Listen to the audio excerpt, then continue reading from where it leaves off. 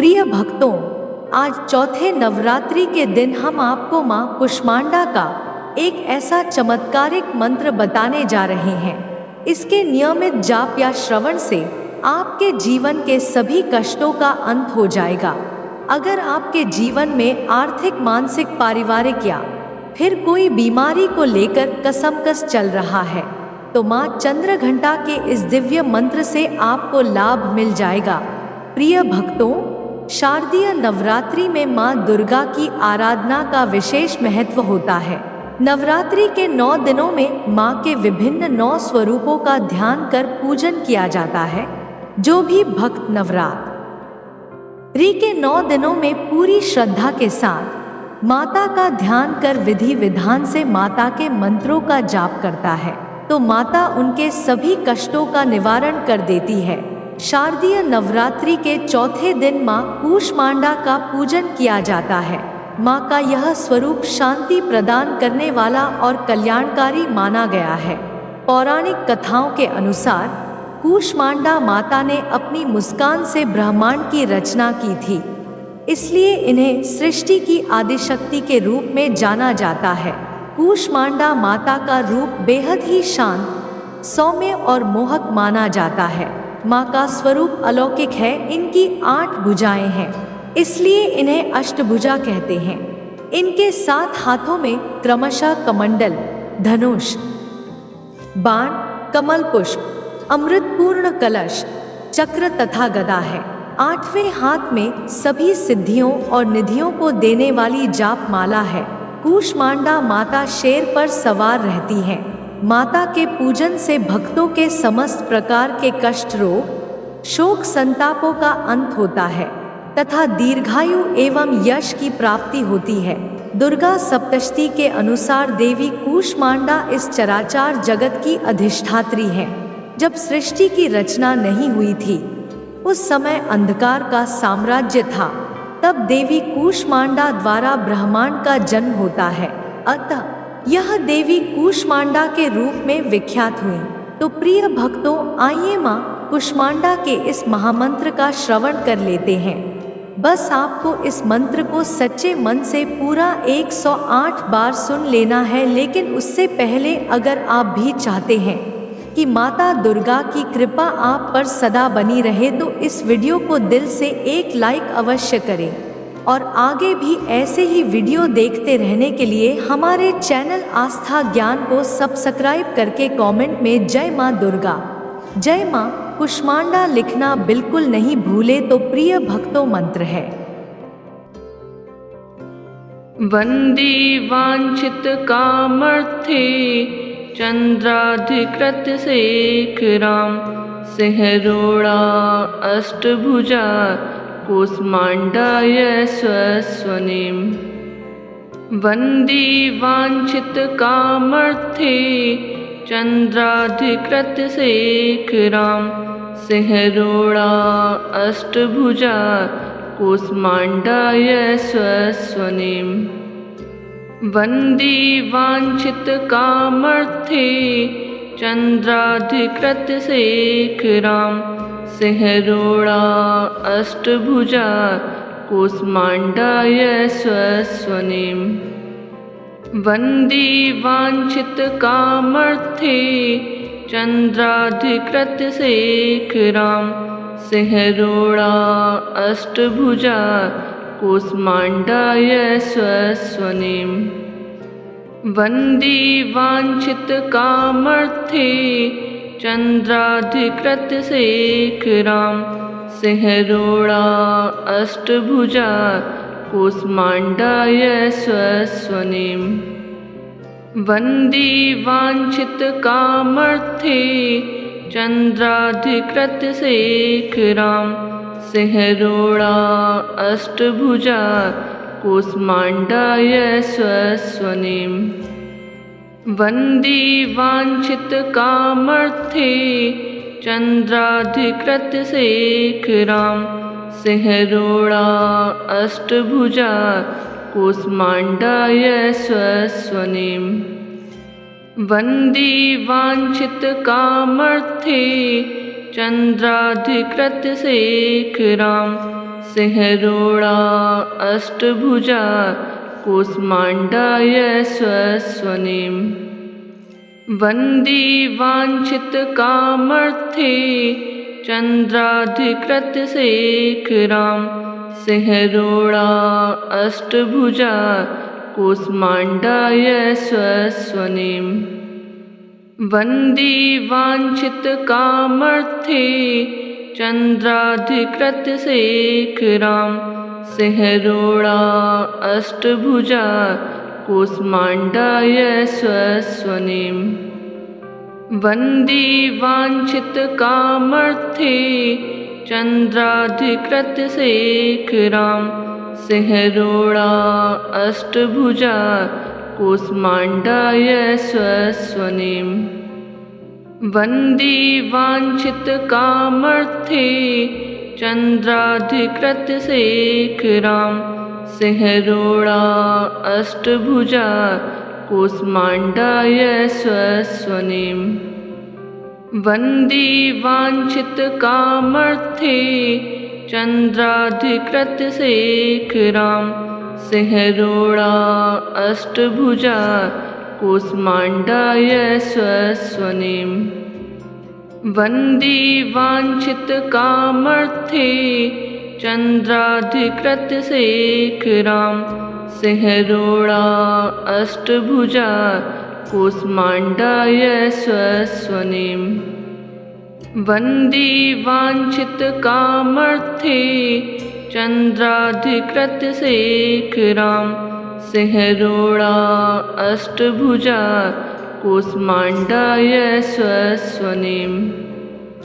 Vande वाञ्छितकामर्थे चन्द्राधिकृत शेखरां सिंहरोड़ा Ashtabhuja कूष्माण्डाय स्वस्वनेम। Vande वाञ्छितकामर्थे चन्द्राधिकृत शेखरां सिंहरोड़ा Ashtabhuja कूष्माण्डाय स्वस्वनेम। Vande वाञ्छितकामर्थे चन्द्राधिकृत शेखरां सिंहरोड़ा Ashtabhuja कूष्माण्डाय स्वस्वनेम। Vande वाञ्छितकामर्थे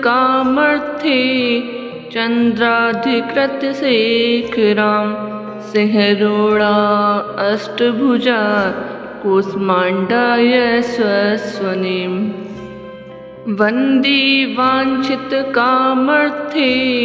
चन्द्राधिकृत शेखरां सिंहरोड़ा Ashtabhuja कूष्माण्डाय स्वस्वनेम।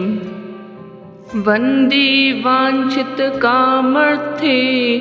चन्द्राधिकृत शेखरां सिंहरोड़ा Ashtabhuja कूष्माण्डाय स्वस्वनेम। Vande वाञ्छितकामर्थे चन्द्राधिकृत शेखरां सिंहरोड़ा Ashtabhuja कूष्माण्डाय स्वस्वनेम। Vande वाञ्छितकामर्थे चन्द्राधिकृत शेखरां सिंहरोड़ा Ashtabhuja कूष्माण्डाय स्वस्वनेम। Vande वाञ्छितकामर्थे चन्द्राधिकृत शेखरां सिंहरोड़ा Ashtabhuja कूष्माण्डाय स्वस्वनेम। Vande वाञ्छितकामर्थे चन्द्राधिकृत शेखरां सिंहरोड़ा Ashtabhuja कूष्माण्डाय स्वस्वनेम। Vande वाञ्छितकामर्थे चन्द्राधिकृत शेखरां सिंहरोड़ा Ashtabhuja कूष्माण्डाय स्वस्वनेम। Vande वाञ्छितकामर्थे चन्द्राधिकृत शेखरां सिंहरोड़ा Ashtabhuja कूष्माण्डाय स्वस्वनिम् Vande वाञ्छितकामर्थे चन्द्राधिकृतशेखरां सिंहरूढा Ashtabhuja कूष्माण्डाय स्वस्वनिम् Vande वाञ्छितकामर्थे चन्द्राधिकृतशेखरां सिंहरूढा Ashtabhuja कूष्माण्डाय स्वस्वनिम् Vande वाञ्छितकामर्थे चन्द्राधिकृतशेखरां सिंहरूढा Ashtabhuja कूष्माण्डाय स्वस्वनिम् Vande वाञ्छितकामर्थे चन्द्राधिकृतशेखरां सिंहरूढा Ashtabhuja कूष्माण्डाय स्वस्वनिम् Vande वाञ्छितकामर्थे चन्द्राधिकृतशेखरां सिंहरूढा Ashtabhuja कूष्माण्डाय स्वस्वनिम् Vande वाञ्छितकामर्थे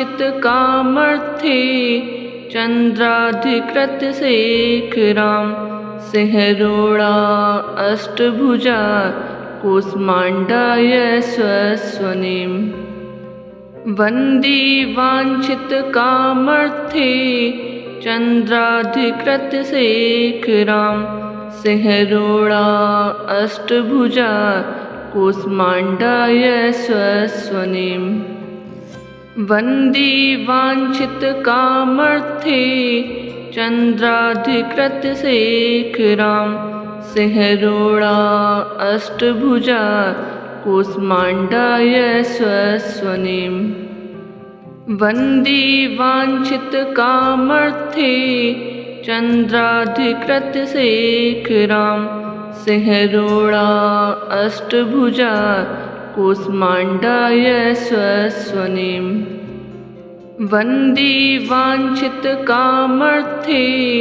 चन्द्राधिकृतशेखरां सिंहरूढा Ashtabhuja कूष्माण्डाय स्वस्वनिम् Vande वाञ्छितकामर्थे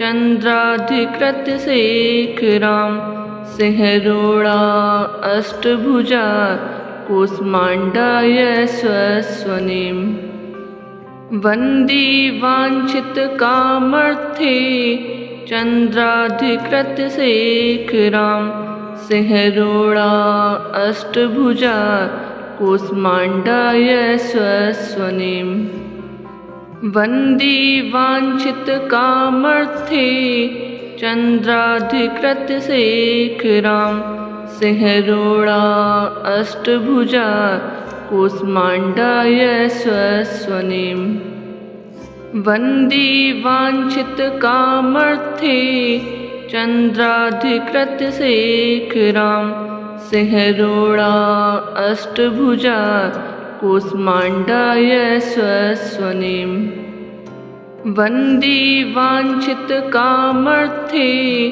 चन्द्राधिकृतशेखरां सिंहरूढा Ashtabhuja कूष्माण्डाय स्वस्वनिम् Vande वाञ्छितकामर्थे चन्द्राधिकृतशेखरां सिंहरूढा Ashtabhuja कूष्माण्डाय स्वस्वनिम् Vande वाञ्छितकामर्थे चन्द्राधिकृतशेखरां सिंहरूढा Ashtabhuja कूष्माण्डाय स्वस्वनिम् Vande वाञ्छितकामर्थे चन्द्राधिकृतशेखरां सिंहरूढा Ashtabhuja कूष्माण्डाय स्वस्वनिम् Vande वाञ्छितकामर्थे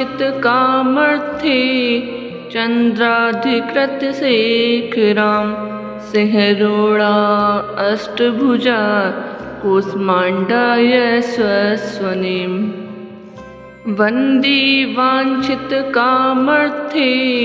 चन्द्राधिकृतशेखरां सिंहरोड़ा Ashtabhuja कूष्माण्डाय स्वस्वनीम्। वन्दी वाञ्छितकामर्थे चन्द्राधिकृतशेखरां सिंहरोड़ा Ashtabhuja कूष्माण्डाय स्वस्वनीम्। वन्दी वाञ्छितकामर्थे चन्द्राधिकृतशेखरां सिंहरोड़ा Ashtabhuja कूष्माण्डाय स्वस्वनीम्। वन्दी वाञ्छितकामर्थे चन्द्राधिकृतशेखरां सिंहरोड़ा Ashtabhuja कूष्माण्डाय स्वस्वनीम्। वन्दी वाञ्छितकामर्थे चन्द्राधिकृतशेखरां सिंहरोड़ा Ashtabhuja कूष्माण्डाय स्वस्वनीम्। वन्दी वाञ्छितकामर्थे चन्द्राधिकृतशेखरां सिंहरोड़ा Ashtabhuja कूष्माण्डाय स्वस्वनीम्। वन्दी वाञ्छितकामर्थे चन्द्राधिकृतशेखरां सिंहरोड़ा Ashtabhuja कूष्माण्डाय स्वस्वनीम्। वन्दी वाञ्छितकामर्थे चन्द्राधिकृतशेखरां सिंहरोड़ा Ashtabhuja कूष्माण्डाय स्वस्वनीम्। वन्दी वाञ्छितकामर्थे चन्द्राधिकृतशेखरां सिंहरोड़ा Ashtabhuja कूष्माण्डाय स्वस्वनीम्। वन्दी वाञ्छितकामर्थे चन्द्राधिकृतशेखरां सिंहरोड़ा Ashtabhuja कूष्माण्डाय स्वस्वनीम्। वन्दी वाञ्छितकामर्थे चन्द्राधिकृतशेखरां सिंहरोड़ा Ashtabhuja कूष्माण्डाय स्वस्वनीम्। वन्दी वाञ्छितकामर्थे चन्द्राधिकृतशेखरां सिंहरोड़ा Ashtabhuja कूष्माण्डाय स्वस्वनीम्। वन्दी वाञ्छितकामर्थे चन्द्राधिकृतशेखरां सिंहरोड़ा Ashtabhuja कूष्माण्डाय स्वस्वनीम्। वन्दी वाञ्छितकामर्थे चन्द्राधिकृतशेखरां सिंहरोड़ा Ashtabhuja कूष्माण्डाय स्वस्वनीम्। वन्दी वाञ्छितकामर्थे चन्द्राधिकृतशेखरां सिंहरोड़ा Ashtabhuja कूष्माण्डाय स्वस्वनीम्। वन्दी वाञ्छितकामर्थे चन्द्राधिकृतशेखरां सिंहरोड़ा Ashtabhuja कूष्माण्डाय स्वस्वनीम्। वन्दी वाञ्छितकामर्थे चन्द्राधिकृतशेखरां सिंहरोड़ा Ashtabhuja कूष्माण्डाय स्वस्वनीम्। वन्दी वाञ्छितकामर्थे चन्द्राधिकृतशेखरां सिंहरोड़ा Ashtabhuja कूष्माण्डाय स्वस्वनीम्। वन्दी वाञ्छितकामर्थे चन्द्राधिकृतशेखरां सिंहरोड़ा Ashtabhuja कूष्माण्डाय स्वस्वनीम्। वन्दी वाञ्छितकामर्थे चंद्राधिकृत शेखरां सिंहरोड़ा Ashtabhuja कूष्माण्डाय स्वस्वनीं Vande वाञ्छितकामर्थे चंद्राधिकृत शेखरां सिंहरोड़ा Ashtabhuja कूष्माण्डाय स्वस्वनीं Vande वाञ्छितकामर्थे चंद्राधिकृत शेखरां सिंहरोड़ा Ashtabhuja कूष्माण्डाय स्वस्वनीं Vande वाञ्छितकामर्थे चंद्राधिकृत शेखरां सिंहरोड़ा Ashtabhuja कूष्माण्डाय स्वस्वनीं Vande वाञ्छितकामर्थे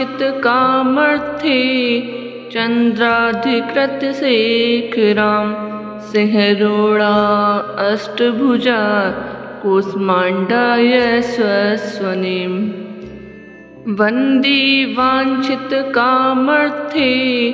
चंद्राधिकृत शेखरां सिंहरोड़ा Ashtabhuja कूष्माण्डाय स्वस्वनीं Vande वाञ्छितकामर्थे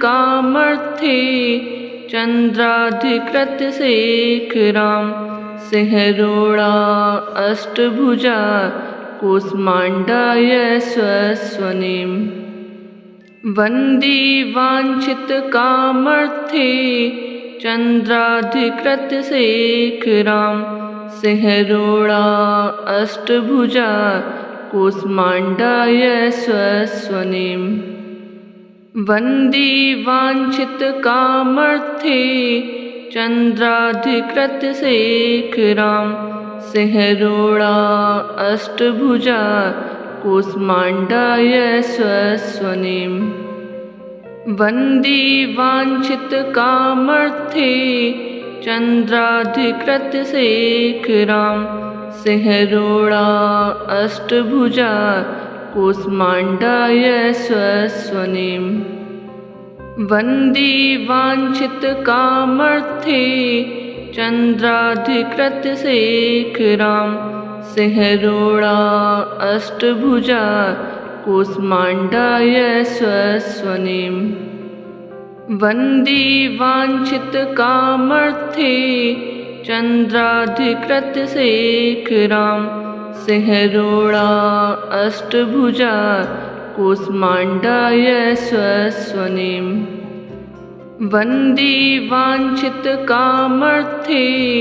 चंद्राधिकृत शेखरां सिंहरोड़ा Ashtabhuja कूष्माण्डाय स्वस्वनीं Vande वाञ्छितकामर्थे चंद्राधिकृत शेखरां सिंहरोड़ा Ashtabhuja कूष्माण्डाय स्वस्वनीं Vande वाञ्छितकामर्थे चंद्राधिकृत शेखरां सिंहरोड़ा Ashtabhuja कूष्माण्डाय स्वस्वनीं Vande वाञ्छितकामर्थे चंद्राधिकृत शेखरां सिंहरोड़ा Ashtabhuja कूष्माण्डाय स्वस्वनीं Vande वाञ्छितकामर्थे चंद्राधिकृत शेखरां सिंहरोड़ा Ashtabhuja कूष्माण्डाय स्वस्वनीं Vande वाञ्छितकामर्थे चंद्राधिकृत शेखरां सिंहरोड़ा Ashtabhuja कूष्माण्डाय स्वस्वनीं Vande वाञ्छितकामर्थे चंद्राधिकृत शेखरां सिंहरोड़ा Ashtabhuja कूष्माण्डाय स्वस्वनीं Vande वाञ्छितकामर्थे चंद्राधिकृत शेखरां सिंहरोड़ा Ashtabhuja कूष्माण्डाय स्वस्वनिं Vande वाञ्छितकामर्थे चन्द्राधिकृतशेखरां सिंहरोड़ा Ashtabhuja कूष्माण्डाय स्वस्वनिं Vande वाञ्छितकामर्थे चन्द्राधिकृतशेखरां सिंहरोड़ा Ashtabhuja कूष्माण्डाय स्वस्वनिं Vande वाञ्छितकामर्थे चन्द्राधिकृतशेखरां सिंहरोड़ा Ashtabhuja कूष्माण्डाय स्वस्वनिं Vande वाञ्छितकामर्थे चन्द्राधिकृतशेखरां सिंहरोड़ा Ashtabhuja कूष्माण्डाय स्वस्वनिं Vande वाञ्छितकामर्थे चन्द्राधिकृतशेखरां सिंहरोड़ा Ashtabhuja कूष्माण्डाय स्वस्वनिं Vande वाञ्छितकामर्थे चन्द्राधिकृतशेखरां सिंहरोड़ा Ashtabhuja कूष्माण्डाय स्वस्वनिं Vande वाञ्छितकामर्थे चन्द्राधिकृतशेखरां सिंहरोड़ा Ashtabhuja कूष्माण्डाय स्वस्वनिं Vande वाञ्छितकामर्थे चन्द्राधिकृतशेखरां सिंहरोड़ा Ashtabhuja कूष्माण्डाय स्वस्वनिं Vande वाञ्छितकामर्थे चन्द्राधिकृतशेखरां सिंहरोड़ा Ashtabhuja कूष्माण्डाय स्वस्वनिं Vande वाञ्छितकामर्थे चन्द्राधिकृतशेखरां सिंहरोड़ा Ashtabhuja कूष्माण्डाय स्वस्वनिं Vande वाञ्छितकामर्थे चन्द्राधिकृतशेखरां सिंहरोड़ा Ashtabhuja कूष्माण्डाय स्वस्वनिं Vande वाञ्छितकामर्थे चन्द्राधिकृतशेखरां सिंहरोड़ा Ashtabhuja कूष्माण्डाय स्वस्वनिं Vande वाञ्छितकामर्थे चन्द्राधिकृतशेखरां सिंहरोड़ा Ashtabhuja कूष्माण्डाय स्वस्वनिं Vande वाञ्छितकामर्थे चन्द्राधिकृतशेखरां सिंहरोड़ा Ashtabhuja कूष्माण्डाय स्वस्वनिं Vande वाञ्छितकामर्थे चन्द्राधिकृतशेखरां सिंहरोड़ा Ashtabhuja कूष्माण्डाय स्वस्वनिं Vande वाञ्छितकामर्थे चन्द्राधिकृतशेखरां सिंहरोड़ा Ashtabhuja कूष्माण्डाय स्वस्वनिं Vande वाञ्छितकामर्थे चन्द्राधिकृतशेखरां सिंहरोड़ा Ashtabhuja कूष्माण्डाय स्वस्वनिं Vande वाञ्छितकामर्थे चन्द्राधिकृतशेखरां सिंहरोड़ा Ashtabhuja कूष्माण्डाय स्वस्वनिं Vande वाञ्छितकामर्थे चन्द्राधिकृतशेखरां सिंहरोड़ा Ashtabhuja कूष्माण्डाय स्वस्वनिम् Vande वाञ्छितकामर्थे चन्द्राधिकृतशेखरां सिंहरूढा Ashtabhuja कूष्माण्डाय स्वस्वनिम् Vande वाञ्छितकामर्थे चन्द्राधिकृतशेखरां सिंहरूढा Ashtabhuja कूष्माण्डाय स्वस्वनिम् Vande वाञ्छितकामर्थे चन्द्राधिकृतशेखरां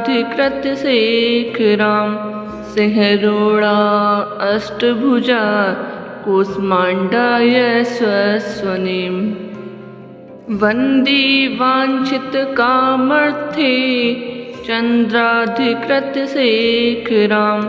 सिंहरूढा Ashtabhuja कूष्माण्डाय स्वस्वनिम्